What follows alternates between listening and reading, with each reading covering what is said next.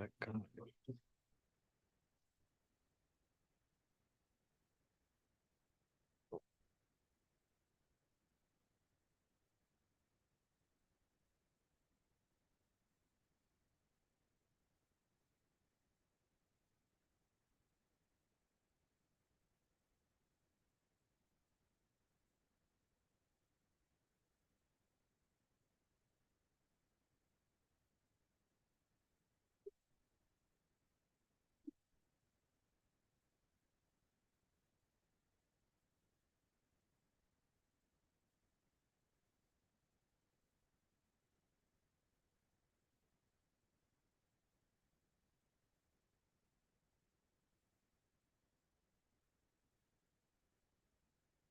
All right, all right, all right. We are live. Just gonna give it a few minutes for everybody to get in here before we get started. Give it a couple minutes here. Be ready to rock. Give it a minute or two.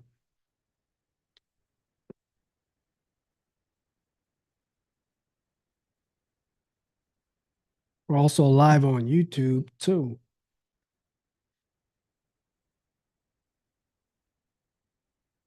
Yep, there we go.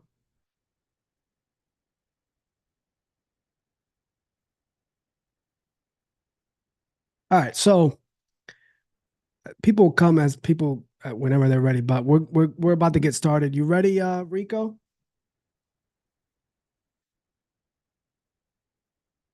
Your mic. I don't. I'm not sure if you can hear me. Can you hear me? Yeah, I can hear you. Okay, good, good. Before I give Miko the reins, I just wanted to say this guy is the real deal. This guy, I only bring on experts. This is normally a class. This is a class that it's only for my mentees that have paid to be in the room. But I decided I want to give this information for anybody who is willing to listen and implement this information. So this is available to the public. But I wanted to bring on the experts, and Rico is that guy when it talks about insurance. So I'm gonna give Rico the ability to make him a host. So give me 1 second, and then he'll take it from there. Give me 1 second. Here we go. Rico. Oh, hold on a sec. Give me 1 second. There you go. Let me know if you're the host now. You're all good? Yeah, we're good, man. All right. Super appreciate it, Toby. Obviously, we got people still coming in, but I'm super appreciative for the opportunity to speak to this side of people, and it's good to see people coming in. I appreciate everybody showing up. Obviously, you could be anywhere else on this afternoon, this evening, depending on where you're at. But definitely want to make sure that we provide you with some value because that's the number one thing. I see people from different places. There we go. See people from different places coming in. Where's everybody from? Raven, where are you from?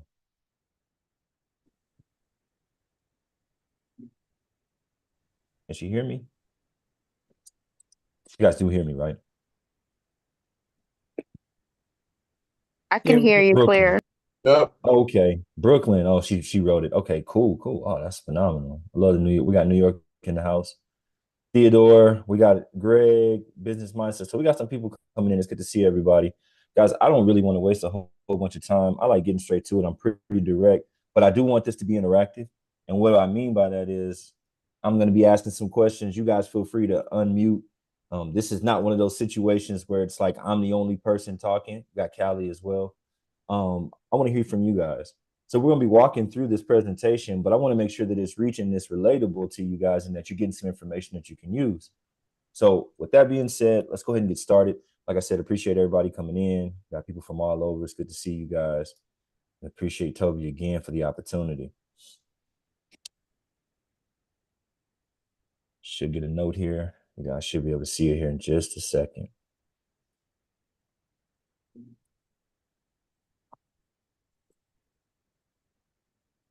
As we got people coming in, good to see everybody. Okay. So as we're coming in, the Marathon Group, guys, that is my company, the Marathon Group. You probably see it on the shirt, but we are a full service financial firm that means anything that you can think of financial, obviously we have that and we can find a solution for you in that form. I won't go super deep into that because our main focus tonight is how to become your own bank, right? If you want more information, obviously we can provide you that at a later time. But yeah, let's get into it.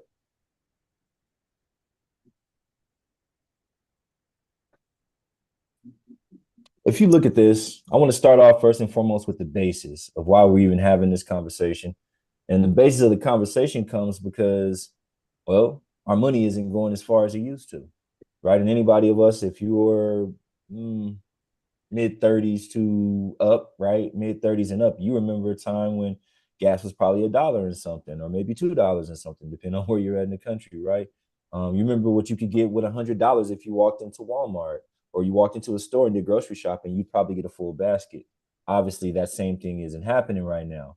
And so the conversation has to start to be, what's been the difference? And the difference is exactly what you see on this chart, the US wages versus inflation. And so the money that I'm making in my job, how far does that money go? Right? This is just taking over a span of July in 2018 through July of this year, right?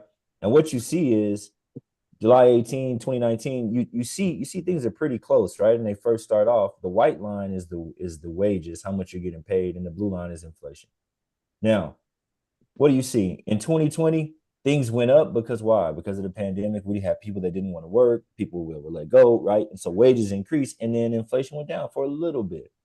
And then you start to see that blue line go up to where prices started to grow faster than actually how much we were making. And you see how much you're making start to come down. So why does this matter? Who cares? Why does this? It doesn't matter what, but actually it does, right? Because every single one of your dollars, they're either going to be strengthened, right? The US dollar is going to be strengthened or it's going to be weakened. And right now it's at a point to where it's weakened. Let me ask the question, because we're looking at this chart and everything. Who here has noticed that your money or what you pay for is not going as far as what it used to? Maybe let's just keep it to like pre-COVID. Anybody? Raven, okay. Thank you. She's raising a hand. All right. Anybody else? Or is everything been the same for you guys? It maybe it depends on where you are. Maybe it stayed pretty close to the same. I know I live in California, so things got crazy on both sides. So like, it was already crazy, but post COVID, it's just been wild with the prices and everything. Now, with that being said, a relationship that you keep with, your bank, or the relationship that you keep with your financial advisor, the relationship that you keep with your finances, that should probably be better. And that should be one of the main focuses of yourself as you deal with prices costing more than what you're earning. So with that being said, I just kind of want to break something down real quick. And that's the relationship with the bank. Okay. We'll move on in just a second, but I want to ask this question because we want to know how money works, because we got to know how money works in order for us to properly put it and understand how to become our own bank. Banks hold money, right? They lend out money, they hold money, right? All the different financial products. And so for us to become our own bank, we got to know how money works. Before we do that, just a quick question for anybody. What is your relationship like with your bank? So you put money into the bank, or your job, right? Wherever you work, they put money, they deposit money into the bank. How does the bank treat you and your money? Like specifically, what type of interest are you getting from your bank? Anybody know? And you can unmute. Under 1%. Under 1%. Like my man from California, my man Glenn. Anybody Some banks else? under 1, and other certain credit unions are doing 2.5. 2.5. Okay. That's actually pretty good. 2.5. You get 2.53. Or some people with Navy Federal, right? Probably getting like 3%, which is very, very good. But lower numbers, right? So you put a whole bunch of money in and you usually see what pennies out, right? On the backside. Not even dollars. It depends on how much you put in. But it's usually pennies of what you see. Now, what's even crazier about this behavior is that if you had a business with someone or a partnership with someone and you put money into that partnership, what do you expect from that partnership? You would expect equity, right? Or you expect preferential treatment. You would expect dividends or money, revenue coming from that partnership, right? So why is it that we put money into the bank and we don't expect that exact same thing? Think about it. You don't really get anything from them. You give them all your money, and then what do they give you in exchange? Some fees and a headache when you're trying to get your own money, or charging you when you put your ATM card into someone else's ATM machine, right? Isn't that crazy? Like, they charge you for your own money. And so with that thought, how do we actually get to the point of understanding how money works? And then how do we become the people that's making that interest or making money off of our own money? That's how it should be, right? I shouldn't be giving my money to somebody else and then they making money off of me and I don't get any of it. So let's talk about this. Let's start off. We want to know how money works. There is this guy over on the right-hand side, Albert Einstein. A lot of people know him, obviously. E equals MC squared. He was a famous mathematician and scientist. But he came up with this rule, and it's called the rule of 72. Okay. Basically, to keep it super simple, divide 72 by whatever interest rate. Remember, we just asked you what you were getting from your bank. Divide that by whatever interest rate you're getting from your bank. And then what that'll equal is how many years it would take for you to double your money, the amount of money you have in the bank. Okay. So, for example, if, like we said, if it was Navy Federal and we were getting that 3% back, you divide 72 by the 3% I was getting, it would take me 24 years to double the amount of money that I have in that bank account. Now, that's good if you got several millions or billions. You got a couple hundred, probably is not going to work so well for you, especially when it comes to retirement or any time, right? You want to make sure that your money's working for you, right? So we understand the rule of 72, right? Now, this rule of 72 is linked to something that's called compound interest. Does anybody know what compound interest is versus simple?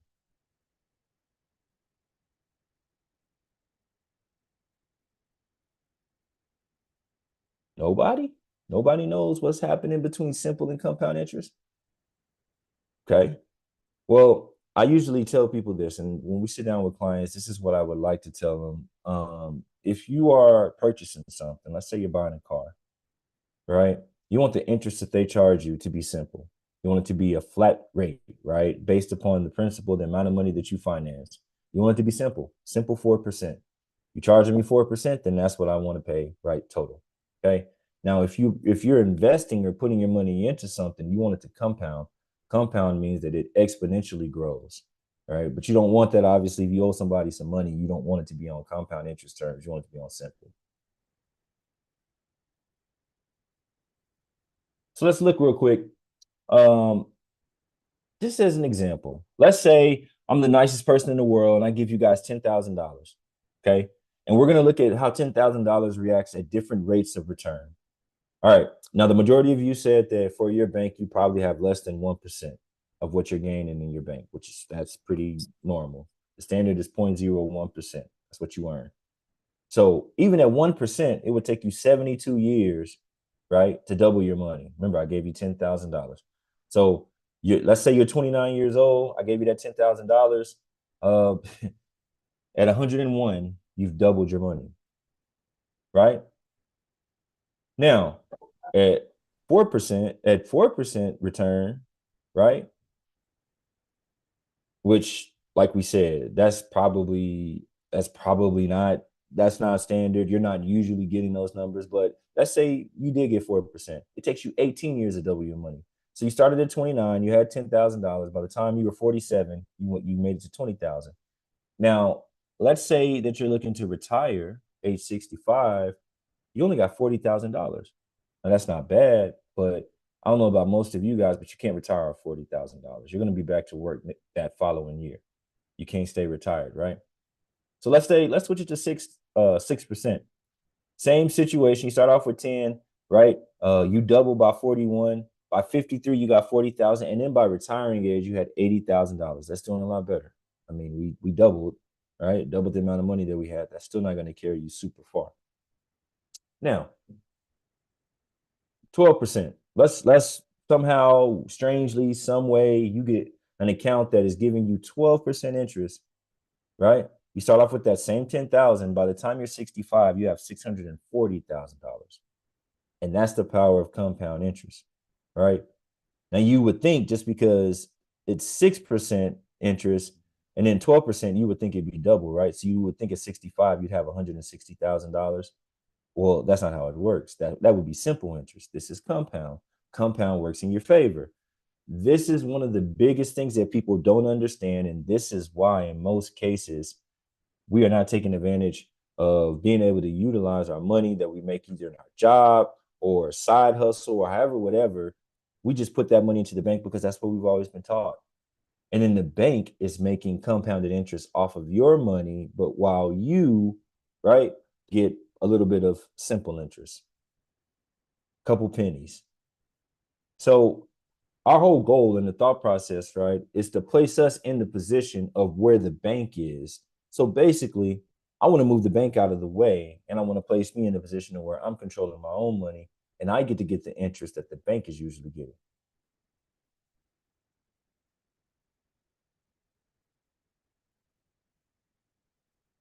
So let's talk about some solutions, right? I've given you guys a mountain of problems. We looked at the wages, inflation is crazy, right? But what are some of the solutions? So how do I actually become my own bank? Give me the game. Okay. Well, let's talk about the majority, the few, and the wealthy. Now, most of us here, if I asked you, you would say you want to be rich or wealthy, right? But you got to actually follow the tools and utilize the tools that those people utilize versus what everyone else does, because you will just stay like everybody else, right? So with that being said, let's look at a couple examples. This goal line, the goal line is going to represent your normal bank, okay? Your normal bank, all right? Now, your normal bank is going to give you that low rate of return. Now, what's the pro? The pro is that it's safe, usually. Although we saw, right, in 2023, we saw some banks fail, right? So maybe it's not as safe as people think, but usually it's safe, but you get a very low rate of return on your money. And so this goal line, if you see when it starts off at $100,000. It only ends at 160, but that's you putting money into that every 2 weeks. And that's how it is with your bank. You're putting money in there every 2 weeks, right? The job deposits money. Now, here's the difference. Some people, right, the few, use the stock market, but the stock market, I mean, obviously we know it goes up and down. I won't spend a whole bunch of time on that. That's not what we're focused on today. But we're more focusing on this red line, right? And the red line is something that is, as you heard Toby when he introduced me, it's something that is linked to an insurance product.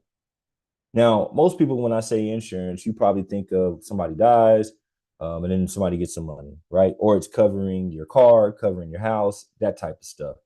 But very few people have actually sat and understood what is it to create cash value or utilize an insurance policy to grow my money and create interest from that, right? Now, with that being said, the pros to this type of product is, well, number one, the returns are usually anywhere between 9 to 12%. Remember that 12% that we saw versus the 1% return, that's kind of what we're looking at here, right? Two extremes with the gold and the red. If we look at the numbers, you started off at the same place at 100,000, you ended up at almost 200,000. Now, I want you to notice something, and we're going to get into this in just a second. But with this product, every time that you see the stock market, which is the black line, every time it went down, and every time you're putting more money into this bank account and goal one to make, right, to make that account value grow, this is growing on its own. But how does that accomplish it? These products actually linked, and we'll move into what the product we'll move into what that product actually is and how it's linked to you creating your own bank. Most times, and this is actually, I want to get some responses here, you guys, but as far as your bank, let me ask you a question. If you put $100 into the bank, right, and something costs $90 and you spent that $90, how much money do you have left? Simple question.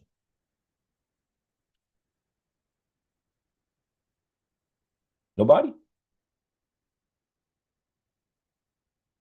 Oh, I'm not that bad. Y'all can't be that bad at math. Okay, $10. $10. Okay. Everybody's running in. Okay. $10. That's right. So you got $10 left. And so anytime that you're using, right, or utilizing a bank account, whatever money you put in and you spend, that money is withdrawn, right? You get no credit, you get no interest. Do they give you interest on the $90 that you spent? No, of course not. It's only the money that's left in the bank, right? And that's $10. So we want to try to grow and become and do exactly as these institutions do. I want to earn money on the money I put into the bank. How does that happen? Well, let's see.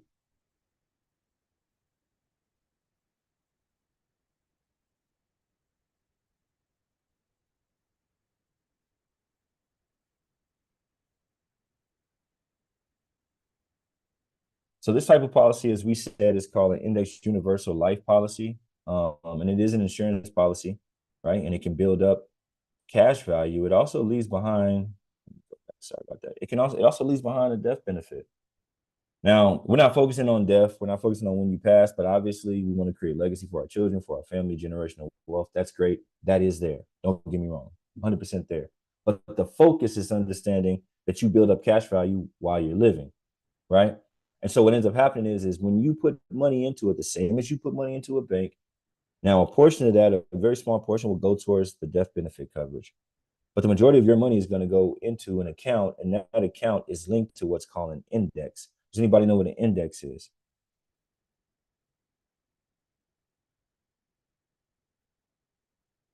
Let me see my chat here. Groups of stocks, says somebody. Toby said no. Okay. So an index is just a group of stock, guys. We all know what stocks are, right? There's a company. A company has what they call shares, which is pieces of that company. You purchase those shares, so you own a piece of that company. Well, an index is just a group of stocks, right? So a group of shares, a group of companies. And what the reason why indexing is so popular is because if you only have stock in one company, if that company drops, right, in value, you lose money. Now, you have a greater chance of gaining money having a group of stocks, right? And then you probably have a greater chance of you gaining value if I take the behavior or the gains or losses, right, over a group of stocks versus just one. And so that's why indexing is so important. Index is linked to this account. This account now grows, right, based upon that index. Now you're saying, probably thinking, well, when I put my money in my bank account, it's not linked to anything. It just grows. It just gives me, they give me an interest rate, right? Does that make sense? Okay. Now, here's probably one of the biggest things that I would say, the biggest focus, right, of this whole entire thing. When you give your money to a bank account and you pull the money out, we just talked about it, you receive no credit or no interest for the amount of money that you put in originally. You're only going to get credit on the money that remains in that bank account. Now, the focus of creating your own bank is you being the institution and saying, well, I get credit for the money that I put in, and I want to earn interest off the whole amount of money that I put in. Even if I utilize some of that money for something else, I want to get credit and interest based off the amount of money I originally put in. This is a very big concept. This is something that is super different. And so if you're simply thinking about it from the aspect of basically creating your own credit line, right? Creating your own lending.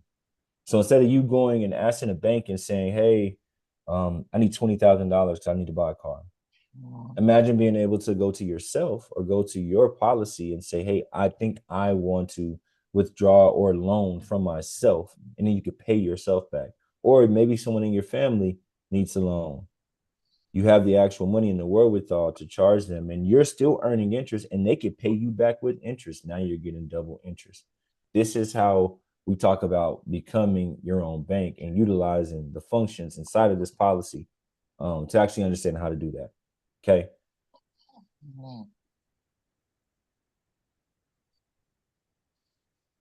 Someone have a question? I thought I heard someone.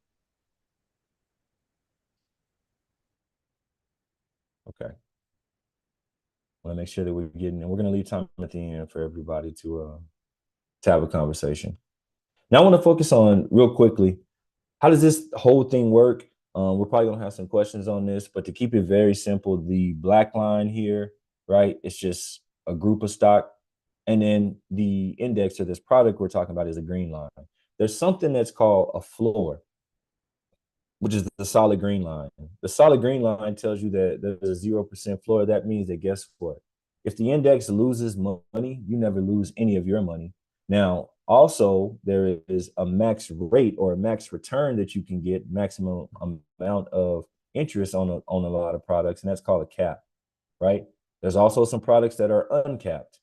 We have access to some of those, but uncapped just means you don't have a limit to the amount that you can gain on the top side, but you'll still always have a floor, which means that anytime that, as you can see, this black line, the black line is the stocks, right, or the S&P. When it drops below 0%, which is negative, which is a lot of money that's being lost, you never drop below zero. So you never actually lose the amount of money that you gain or that you put into this product.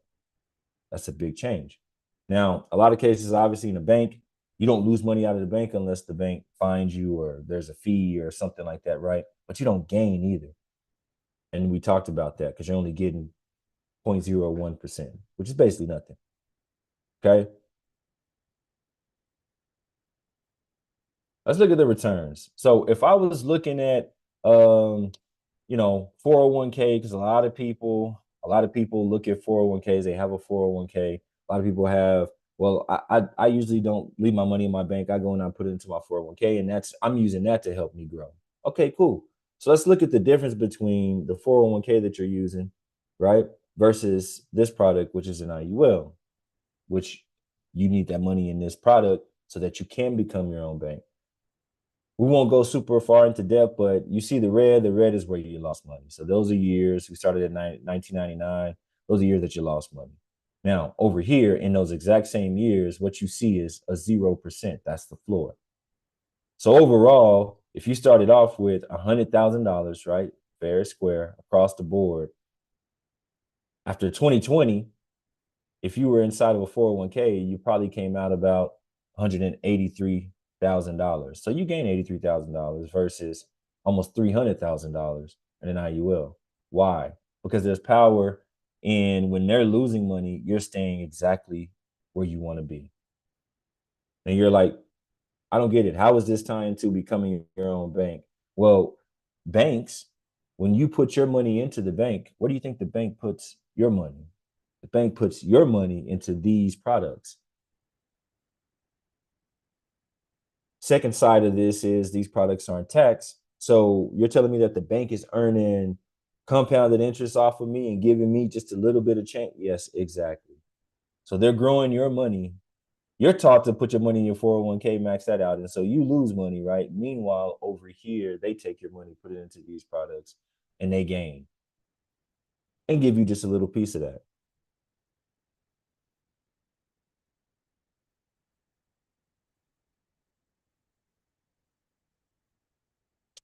I wanted to pull up an illustration of self-banking policy. This policy is through a company called Nationwide. I'm sure you guys all know Nationwide. Nationwide's on your side. You know the jingle, right?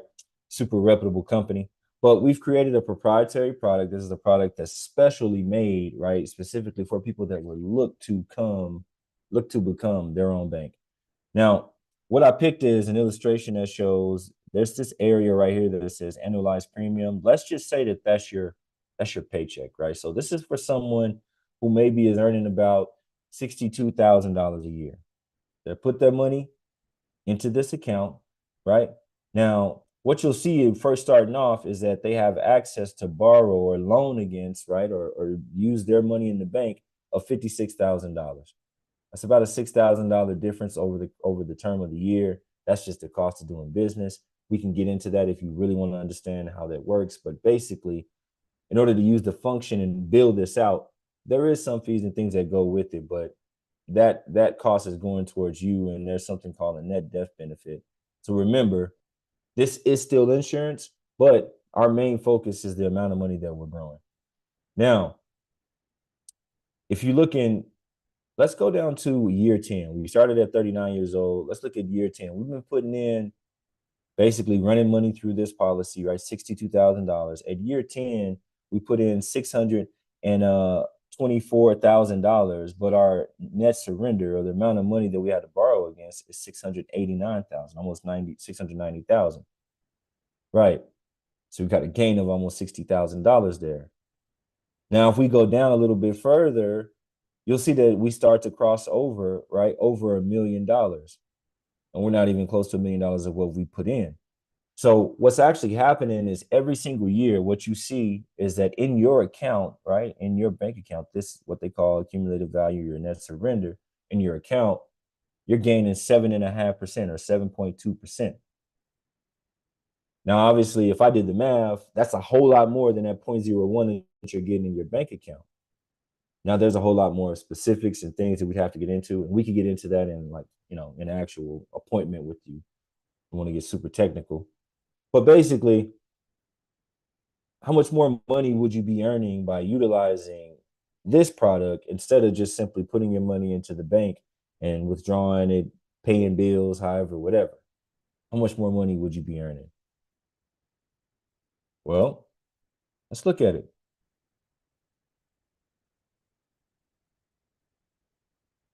In the old age, at the age of 68, about my retirement age, I put in about $1.8 million. This is the exact same policy, right?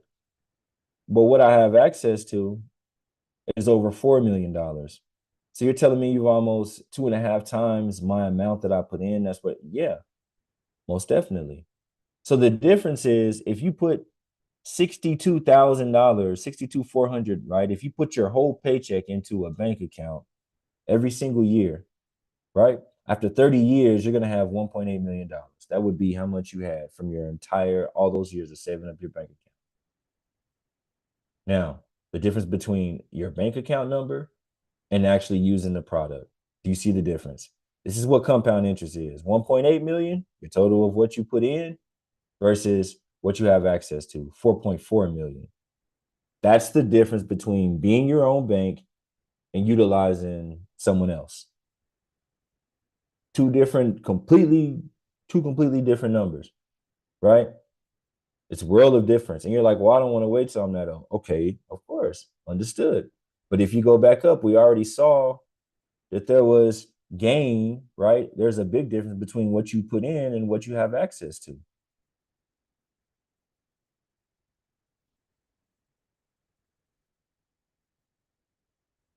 Now, I want to stop and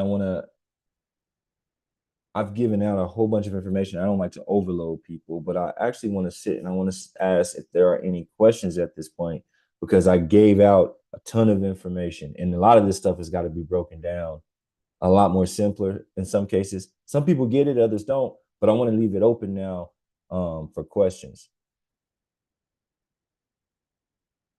I have a question. Go ahead, Toby. If you can, like, again, this is me not knowing anything at all. So, Yeah. just so I understand it, that you keep mentioning the interest from the insurance. Mhm. Is that backed by stocks? Because you mentioned. So yeah. So it's backed by not to get super technical, but the index, right? These indices that are linked to this account, they're purchased by options, right? And so if you know anything about stocks, people that know something about stocks know about options. Options means I can exercise those or I don't have to exercise them. The way that they keep a floor to make sure you never lose any of the principal, the money you put into the account, is it's all exercised via options. If the index is losing money, then we don't have to exercise that. And your money is obviously safe. If it's doing great, then we're going to exercise those options and then you're getting 12, 15, whatever, 16% interest accredited to your account. Okay. And on average, like what's the average? You know how like the S&P 500, like on average is like 8%. What would you say is the 8%. average for the like a IUL insurance policy? So each product that you have, they'll have different indices that they're using, right? So it's not just one standard product. So the better the index that you are allocating your money to, the better your return is going to be. This particular product, it's returning about 14% annually. Wow. And that's over a course of how many years?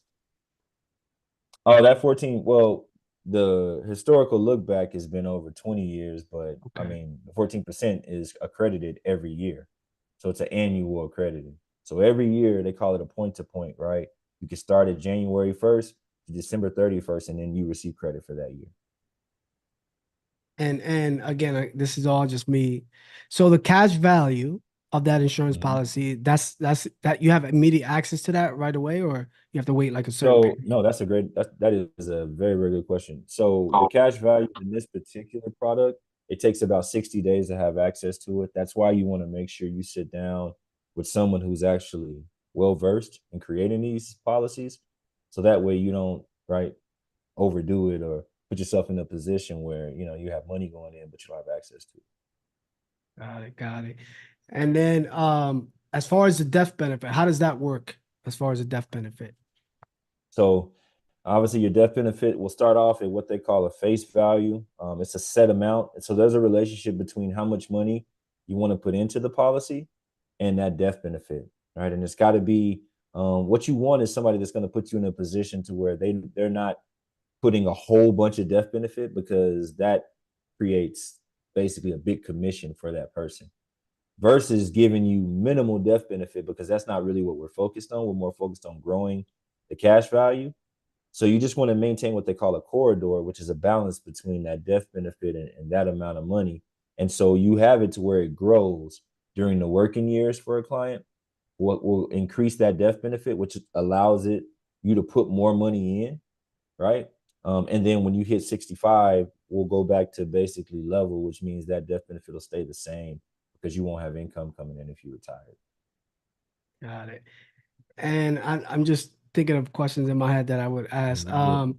So you know how like there's a term that with life insurance, it's like terms. Oh, you have a 10-year term or a 30-year term. How does that work with IUL? It's like you have to pick a term, like 5-year, 10-year term, or how does that work? No, so the difference in life and most life insurance, right, is term is like it says, it's a term of an actual term. It's an amount of time, and you pick that amount of time, right? And if you don't die, obviously, the life insurance company is betting that you live, and you're betting that you die. Strangely, right, with a term policy, because if you outlive it, then you don't get any benefit from it. But this type of specific policy is what call a permanent policy. So it's a lifelong policy. So it's for your whole life.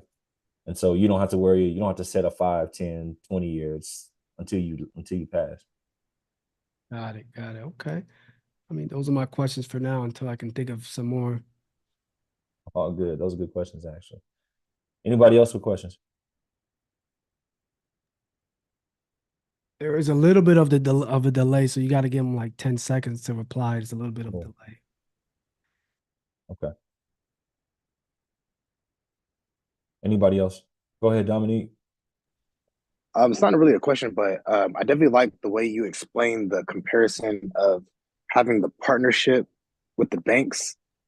As far as like, regular people that are just putting their money into it, I think something that you explained with the IULs kind of made a click for me, because looking at a comparison, it's like you see how like the simple interest and the compound interest, how it can benefit you. Same thing with like the IUL and like your partnership with your bank, how you said, um, either do you want to put your money in and just get that simple interest, or you want to put your money in and compound it like how the banks actually do with your money. So I just want to make a comment on that, because that's something that actually clicked for me. That's actually gonna help me better explain that to people. So appreciate that. No problem. I mean, if you sit and look at the amount of money that we put into the bank and then how much you actually get back on the back end for it, it's very small. And what's crazy is the majority of banks are taking your money and putting them into IULs. It's called bank-owned life insurance. So they're basically taking your money and going to the insurance companies and getting that interest that you could be getting, and then they keep it and give bonuses to CEOs and whatever else they do with it. So why not just cut them out of the way? Let me become my own bank and let me get my own interest. It's a good point. It's a good observation. Anybody else?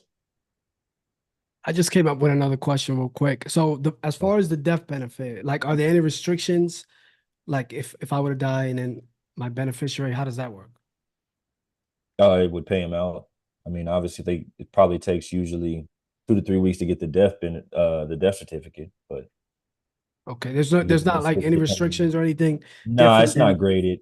Yeah, Okay. what you're asking is about graded. Sometimes death benefits take like 2 to 3 years to pay out, or they pay out over 2 or 3 years. This is instant, and something that's really nice to focus or notice, right, is a lot of people, like we said, they put their money into their 401k and in their bank, right? You can't pass on a 401k, and your 401k doesn't roll over to your children. That's something to think about, right? If you pass and you have money in that account, that money doesn't roll over to the children, versus in this one, all of the money that's in your cash value and your death benefit amount, that goes to your beneficiaries. Okay, okay. And that's untaxed, by the way.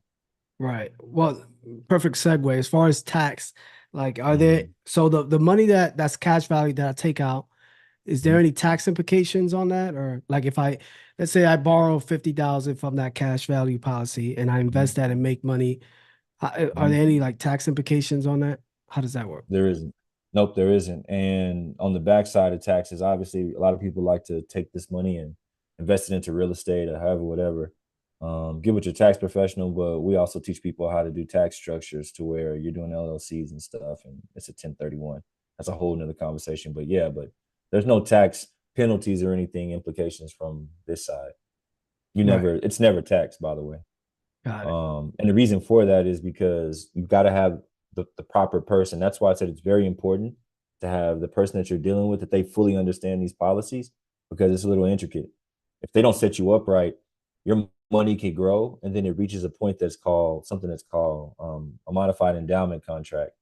What that means is now the government now looks at this, instead of looking at it like life insurance, or we don't tax it. Now it's an investment account, and I want my taxes. I want my money out of it.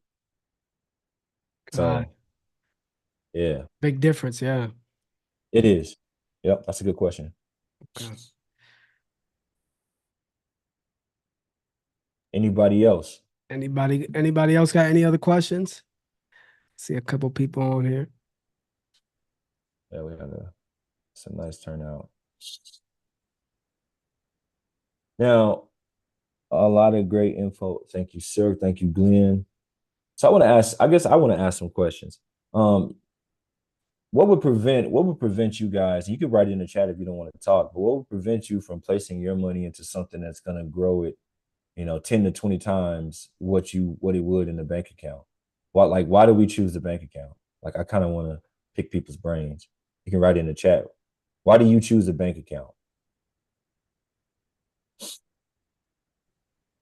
You Open only the choose, chat, sorry. Go ahead, Greg. that you only choose what you know. People only Mm, follow the suit because of their parents or anybody else. There's always somebody that got to step outside the box that's to factual. change as well. No, that's 100%. That's called indoctrination. That's what you're talking about. We've been taught that that's what you do. You put the money into the bank, right? So, um, I get it. Now, even if you sat and we just ran through and we had this conversation, and we can sit down and show you individually what it would look like for you, but I bet, and I'm laughing because, and Toby looked at me. I bet, and I'm just still betting that literally 95% of people on this call, they still wouldn't go and do it. Now, why is that? Why do you guys think that is? Is it human nature? Is it like it's partly what Greg said, that you didn't know. But if you know now, then what prevents implementation? Fair. Fear.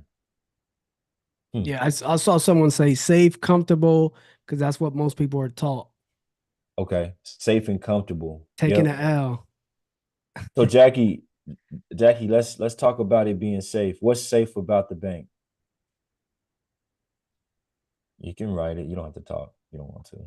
I'm reading now. Taking the L. He said taking it out. Yeah, taking the L. That is what you're doing. So what's safe about? So talk to me, guys. I mean, we got a little time. Like, we got until my time, 6 o'clock, 9 o'clock, you guys' time. What is safe? I like having more discussions. I like presenting, but I like having a discussion because that's when you usually get the understanding of what you're talking about. Um, It's you not think necessarily safe because banks can fail too. And if you have more than $100,000 and your money isn't spread out, some of your money will be uninsured. you're gonna get, and this is what I'll tell you. They did up it, because I'm not gonna hate on banks. They upped it to $250,000. And if you have a certain affinity, right? Depending on where those banks are, depending on where it is, you may get all your money back, right? A lot of us saw Silicon Valley, right? We saw that bank fail out there. Republic Bank fell as well in San Francisco. Those people had money that was in the stock market that was involved with tech. So they had some preferential treatment.